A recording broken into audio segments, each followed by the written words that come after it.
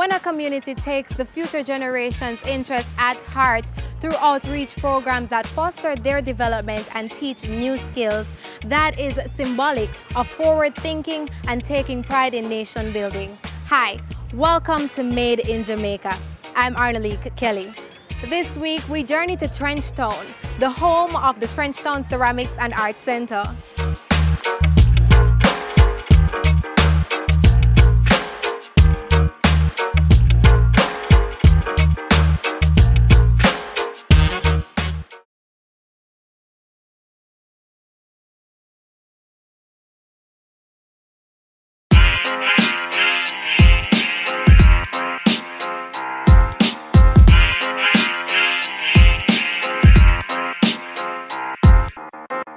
Welcome back to Made in Jamaica.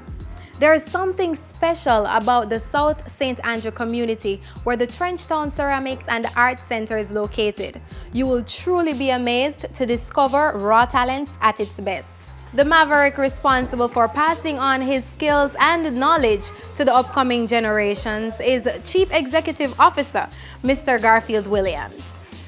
Hi, how are you today? Hi, welcome. I'm good. So tell us about yourself and how you started the center. Hi, my name is Garfield Williams. I'm a returning resident from Toronto, Canada. I'm actually a Trenchtownian. I left Trenchtown when I was 6 years old and returned from Toronto in about 2002 and found myself here now in Trenchtown in 2012, dealing with the kids and the community, and I'm hosting this small outreach program to actually give back to the community, have the kids, indulging in some type of skill that, it's beneficial to them, something that could, have them have something to do after school and on weekends instead of being on the streets causing trouble, And how long have you been in operation? From about 2012. But that's since I reached Trenchtown. I was actually doing this skill or this training process in Balaclava, St. Elizabeth. I was doing an outreach program there on weekends with kids. We did a couple of workshops. I think a 2-year workshop with Balaclava High School. And JVDC actually found me and, convinced me that I should come to town. Actually, not to Trenchtown, but they said to come to town because I'd be able to get some assistance. And the clay was one of my setbacks, my challenges, because I was importing clay for some time until JVDC told me that, look, we want more authenticness, we want more culture, we want you to use Jamaican clay. So that's how I found myself coming to Kingston, because they told me that a lot of clay is here that I could just utilize with all the different molds that I have here.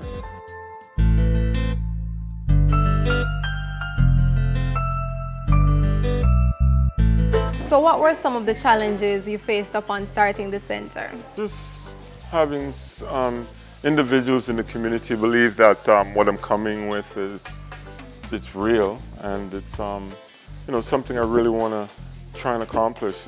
I see the need for it. I see the kids need an avenue to express themselves, to be themselves, have somewhere to go that they could, like I said, express themselves. When I was growing up, we had a lot of places that we could go after school, and weekends, community centers, and a lot of correctional activities.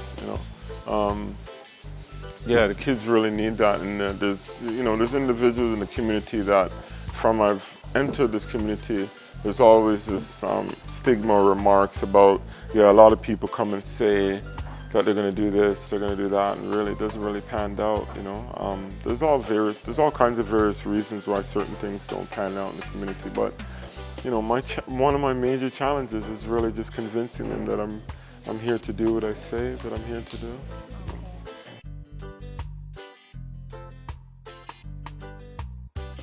Well, my mom taught me this skill. She actually went to school for it in Toronto. I'm not a perfect child. I'll be straightforward with everybody. I was, in and out of jobs, and I saw Mom doing this for years. And when she realized that, this company I was working for closed down, plus she purchased a piece of land in St. Elizabeth and wanted me to come home. So she actually started to teach me this skill, and teaching me this skill, I just fell in love with it. And worse, coming home and seeing that, you know, I could give more, I could do something, I could make a difference. That's what inspired me to, you know, just come home and start something like this. One of the main concept is the tourists. The tourists like to come to Jamaica to, you know, bring something back home with them. So we're trying to capitalize especially on our tourist line. We have a tourist line that we have all kind of different artifacts, from candle holders, incense holders, toothpick holders, just vases that, you know, they could put flowers, a candy dish, you know what I mean, stuff like that, ashtrays. We have all kind of different, you know, styles and looks of the art, of the craft. The clay is something that, you know, it's a part of our culture, and a lot of people really don't know how important it is that you can create something out of it, and you know, be able to have somebody from so far come and appreciate what you've actually done with the clay. How are your items manufactured? Like, how long does it take to do like the smallest item? It could take roughly a day to complete it. From start, actually pouring it into molds. Basically what we do here is pouring, it's called slip casting, but like how we're using clay, so we'll just say pouring, that we mold the clay, and whatever pieces come out, we actually clean it, sand it down, and fire it, and actually paint it. So you stated that, you know, tourists come and they want to bring something home, right? Mm-hmm. So that means that they purchase some of your items. So how affordable are your items? Oh, we try to make them affordable, because we like almost everybody that comes to Jamaica that visits the art center in Trenchtown, that they could go home with something. We try to make the prices affordable, anywhere ranging from $5 US to, you know, 10, 20, you know. We try not to go over $30. We try to keep it very, you know, limited, unless there's something that we have some pieces that are locally, that the locals tend to like for living room purposes, or dining room, bedroom. Yeah, some of the tourists like it so much that they want to carry it home with them, you know, just for the look. It's very unique. We have all different variety, different styles of tourist pieces.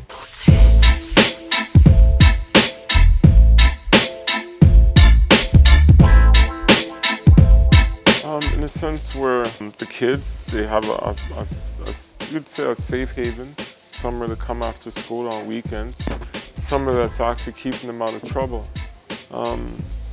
You know, there's a lot of like youths here in the community that need a special kind of attention, and the attention is, you know, something almost like art therapy, in a sense where they're able to express themselves, learn this skill, and be able to appreciate their time spent here, in a sense where they're achieving something. You know what I mean? That's kind of my whole mindset to give back to them right now, that they're achieving something and they're able to express themselves within the color, within the art itself, the clay. You know. So where do you see the center in the next 10 years?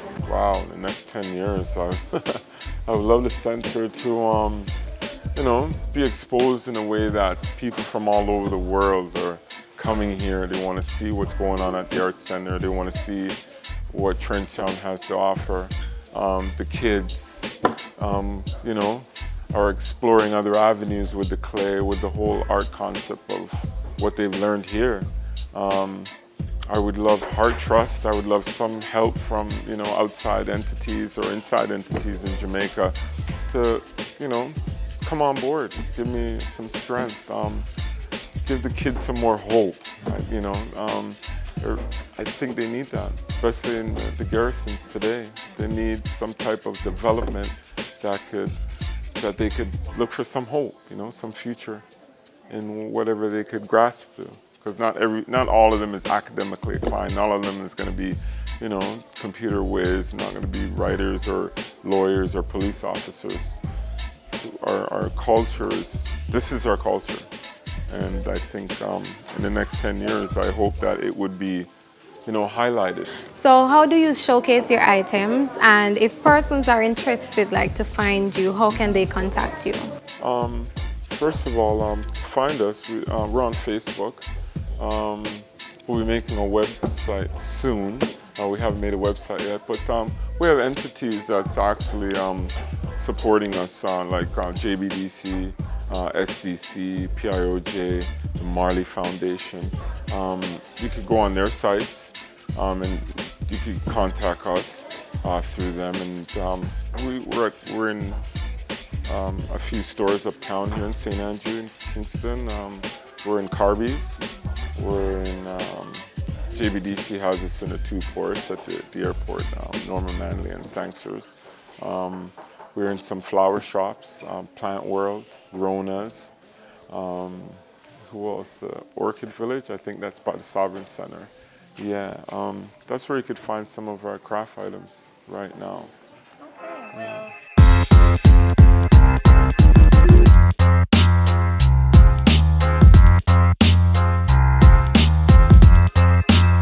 I am totally amazed, and I'm sure that our viewers are amazed as well, and we do wish you all the best, and we wish you all the success for the Trenchtown Ceramics and Art Center. Thank you very much. All right, thank you. More Made in Jamaica when we return.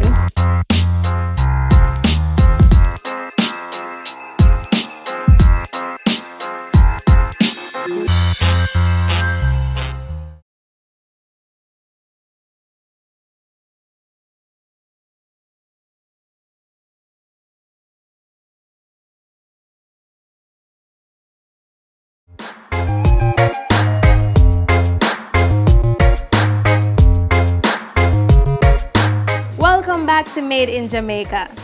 The Trenchtown Ceramics and Art Center has become a creative hub for young people to express themselves through art. This week's expert segment will zoom in on growing craft in Jamaica. Craft as a business is big business. And whilst in many cases in Jamaica it starts out very fluid as a hobby, as something I pick up because I've lost my job or I'm going to be redundant, it is something that has great potential. And there are a lot of people who have been doing craft for many years. I can think of a Cecile Brown, for example, who has been doing craft production for the last 40 years and has become a master at what she does, working with a jippy japper straw. It's a big business. Starts out small most times, just an individual with an idea and a skill that they may have learned from a grandma, an aunt, maybe just the man on the corner who used to be the tailor. And that's just the nature of craft. As I said, it's very fluid, very organic. And because of that nature of craft, sometimes it's not taken seriously. So individuals think that, well, I see the artisan at a craft fair, for example, I can go and barter with him because, he's in make it. But there's a lot more to craft.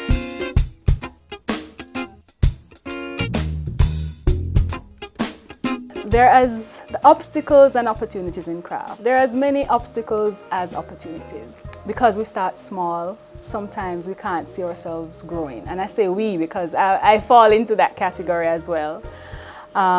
Sometimes we're not trained in the area that we specialize in because, again, we pick up a hobby. Sometimes we don't have the resources to grow the business.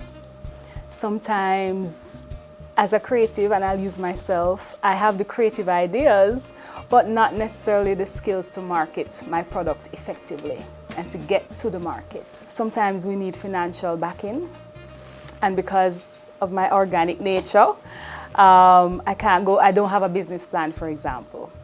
And if I go to a financial institution, I need to have a plan. And so I need guidance now to see how I can grow my business, how I can deal with my books, how I can keep accurate records, how I can now go to the bank and make a presentation that says, look, this is big business, it's valuable, it's viable, Those are some of the obstacles.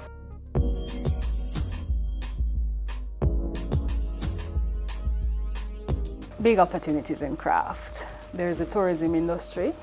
We have just about 3 million tourists coming to Jamaica.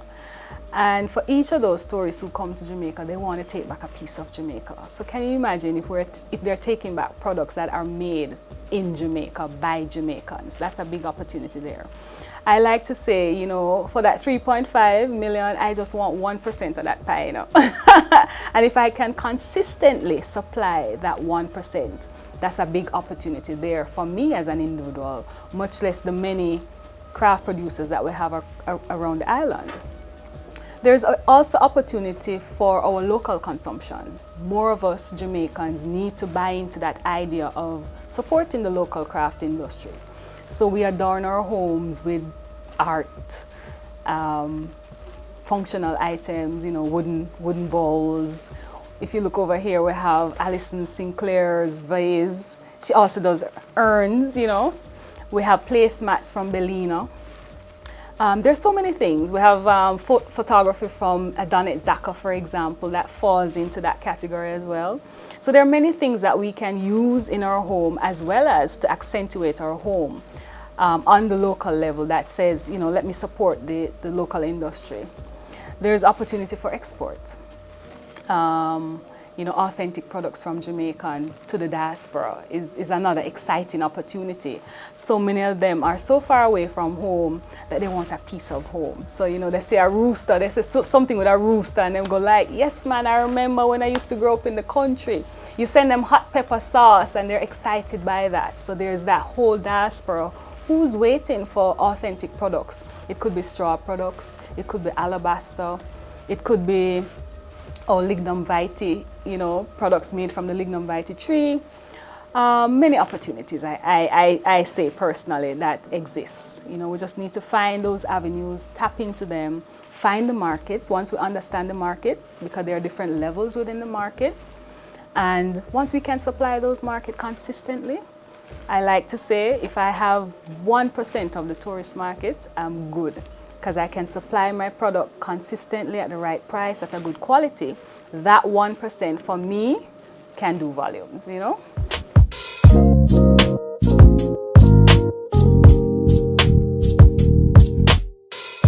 I think largely it's still seen as that hobby. It's something, you know, I do art and craft. I think there needs to be a greater push to make it be more than just that extracurricular activity and to make it become now an entrepreneurial activity, something that students can look at and say, okay, I want to be a craft producer, I want to be an artist. In the same way that they'll be excited about being a doctor and a lawyer and a teacher. You know, we need to make craft in schools be such exciting and not just an extracurricular. We need the support within the schools to be able now to look at some of those retentions. You know, we have forms within art and craft that is unique to Jamaican and also dying. I can use a Jippy Jappa example. There are not many producers of Jippy Jappa. And so that's a dying art form within Jamaica, within our tradition. If we can introduce stuff like that in schools, how we treat Jippy Jappa, how we use it, the traditional, and even bring it to a more contemporary kind of use, that would be good for our traditional forms. We also need to be able, as I said before, make it sexy again. Make it sexy to the craft, no man.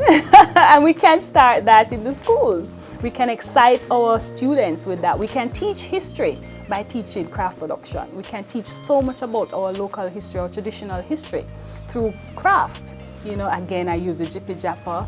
I could use, for example, look at All Sides Workroom. A lot of people know what am I talking about, All Sides Workroom.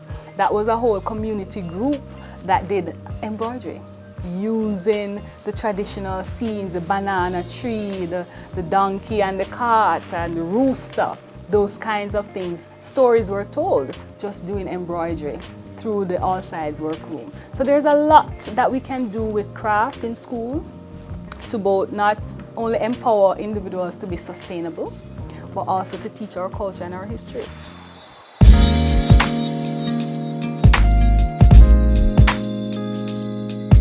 first of all, it's all part of that Build Jamaica by Jamaica. Brand Jamaica. I mean, when you look at locally produced craft and when you buy locally produced craft, you're supporting your local producers, you're supporting your people at the grassroots. So that in and of itself should be a motivator. When you buy local craft, you're also not only buying an object, but you're tapping into someone who has given a piece of themselves. I like to say that your product is an extension of you, which is why it's so important that our craft producers produce quality products. Most of the craft that you'll see across Jamaica is handmade, totally handmade. And it means that that individual or the individuals making those products are giving a piece of themselves. They touch it, they felt it, they reap the raw material, them paint it, them stitch it, you know. It's almost like a personal product, it's a personal touch, you know. And when you're able to support that, it means you're touching other lives within a community, within a household. And so it helps to build our economy, yeah. Why should you support local craft? Because there's so many talented craft producers right across the island who are just wanting someone to really support what they do, you know? So it has its social impact, it has its economic impact, it has institutional impact. It impacts our lives in such a wide and varied way that we can't but support craft. Yes, I think we all have to come on board. I know there's a lot of focus, what I like to say at the macro level, you know, because, you know, we want investors and we want the big numbers. But I think at the macro level, more needs to be done to support craft producers, support the institutions that support craft producers. We need our financial institutions to come on board and try to understand better the fluid nature with which we operate, and to bring us to the point that they would like to see us in terms of, okay, we needed to have your records, but we understand the creative nature. I may not have house and land as collateral, but what about my creative idea being collateral? What about the idea of sweat equity as being collateral? You know, I don't know. Just more creative ways to help craft producers to grow their business. We need the schools to come on board. Edna Manley College, for example. We need to be speaking the language of craft in different ways.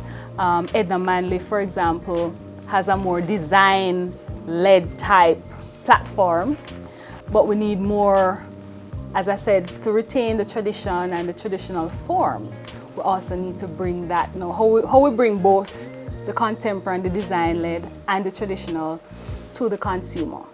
How do we help our craft producers to upgrade product development, for example? So many of our craft producers are doing things that they've been doing for the last 20, 30, 40 years. How do we now upgrade those products without losing the authenticity of them? Because there are some people who still want the old thing, but younger generation wants something that looks a little more contemporary.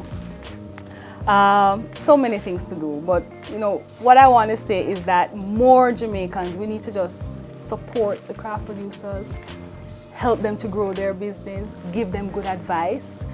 I know sometimes people say, boy, the quality not so good, but we need to help our craft producers to expand their business by giving them positive feedback, etc.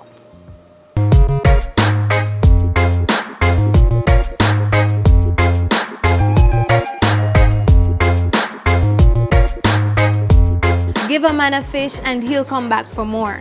But teach him to fish and he'll learn to feed his family.